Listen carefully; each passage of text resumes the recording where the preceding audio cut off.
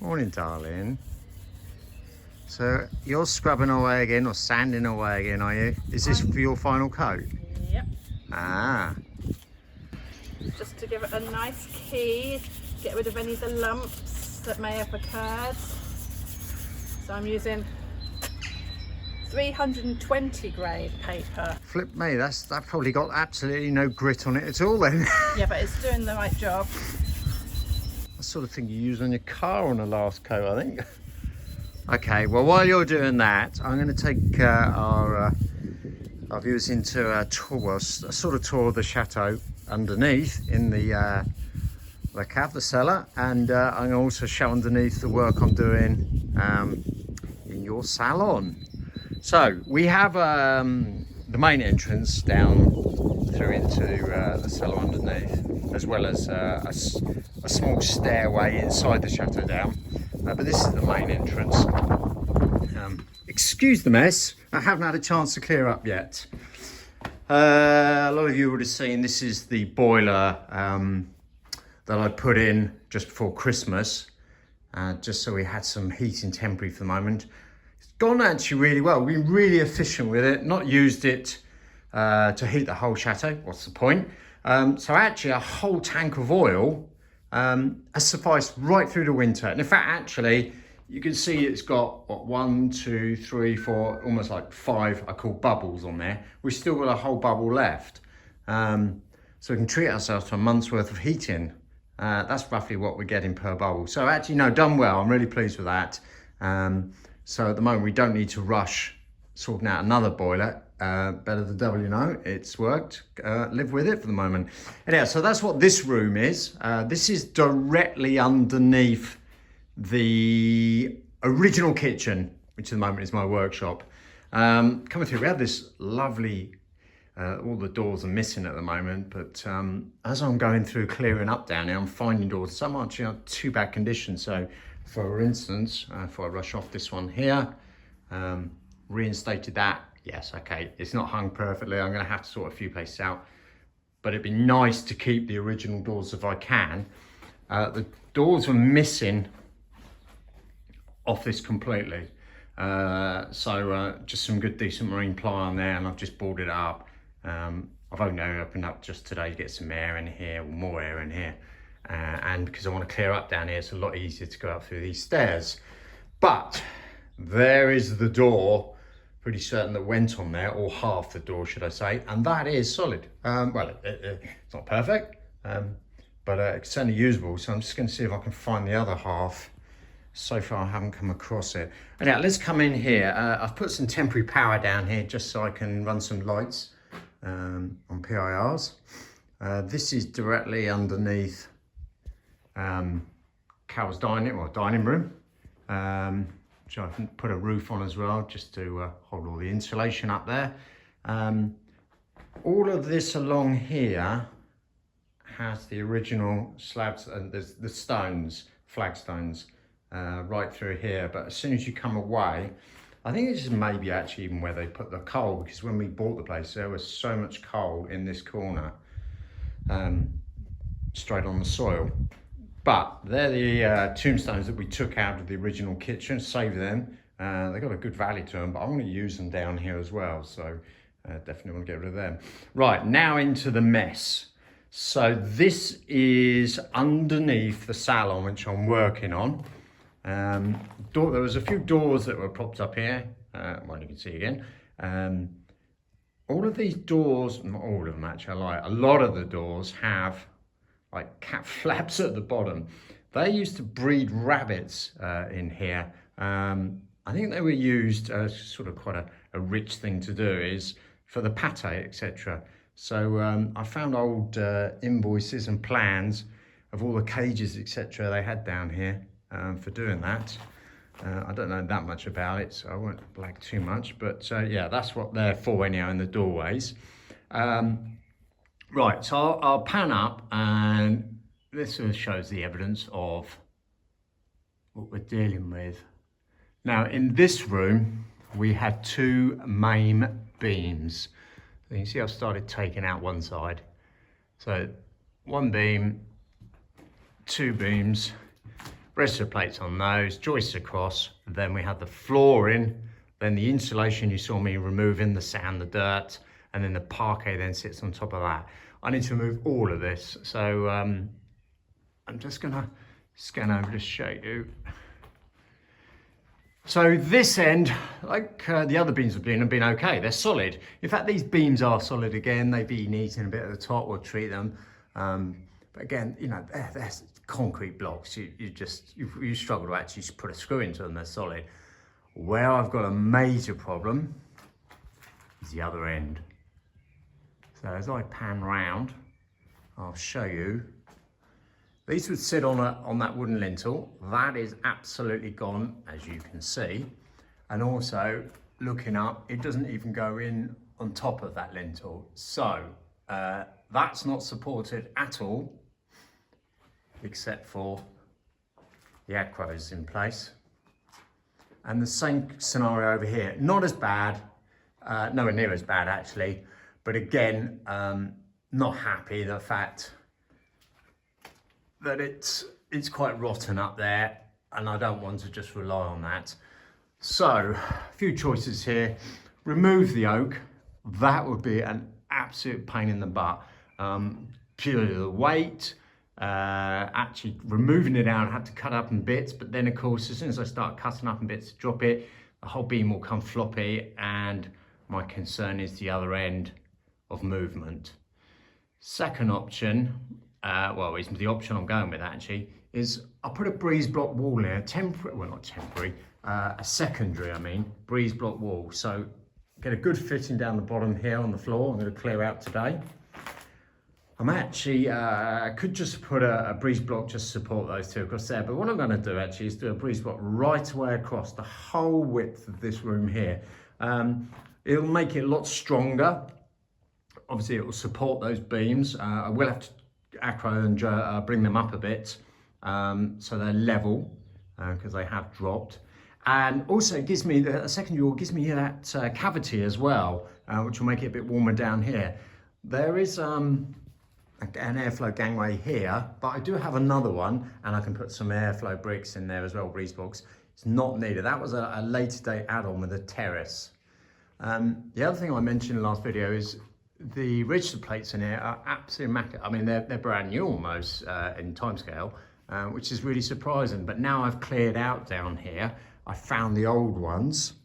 I don't know how long ago they were replaced, but you can see why they were replaced. They're like the ones I had in the dining room, absolutely eaten away. And clearly, if they hadn't replaced them, I don't think there'd have been a floor in there. So, thankfully, whether it was the previous owner or the owner before that maybe, had that replaced. Shame they didn't carry on and replace the other stuff, like the joists that span across there, but I'll do that. Yeah, so that's my job now, to get it cleared out. What are you doing in my sauna? If you think you're going to be in here having a sauna, well, best of luck. Make sure you're wearing your hard hat when you come down here. So yeah, I'll update you on that later on, but I'll just carry on wandering through into, this is below the temporary kitchen I put in. Carol's wine stash, which hopefully will only last a month or so, the way she goes through it. Good condition, all the pointing's being done, etc. No idea what we're going to do with these rooms down here. Oh, this is an example. So this beam is okay, but we've got a second, just on the safe side. There you go. We put a breeze underneath just to support it. But that one in there I'm happy with anyhow. But it's just a belt and braces, if you like, and we'll do similar, but on a much larger scale in the underneath the salon. Right, so as you see, it's quite a height from here. I think it's 3.5 meters working up there, so it's a little scary. Right, before I move into the hallway, I'll also show you, I think I mentioned before, the chimney. So there's the fireplace. As I said, I'm going to put a better support underneath there because that's just the brickwork underneath coming away. But I'm going to have to dismantle that fireplace first, take the weight off and the marble, because I do not want that marble. We've got all of it. So I have to remove that, and then I can remove the brickwork, get the flooring down, and then rebuild that later. I'm just going to start one end. So the stairway down from my utility room, my workshop, which are then, if I come back here, then has like a hallway all the way down, similar to the other rooms.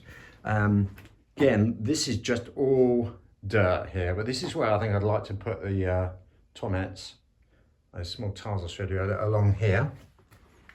This is running underneath the hallway in the chateau. So this room here at the end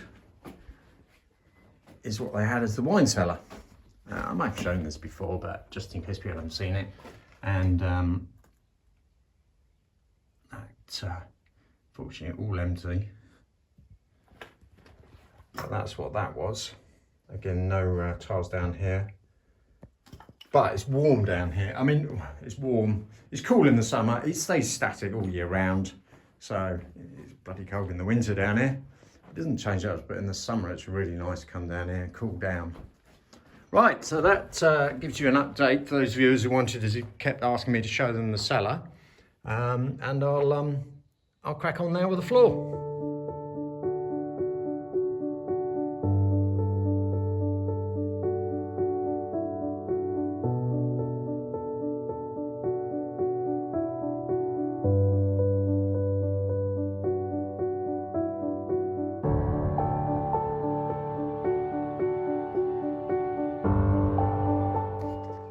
Right, that's the floor cleared.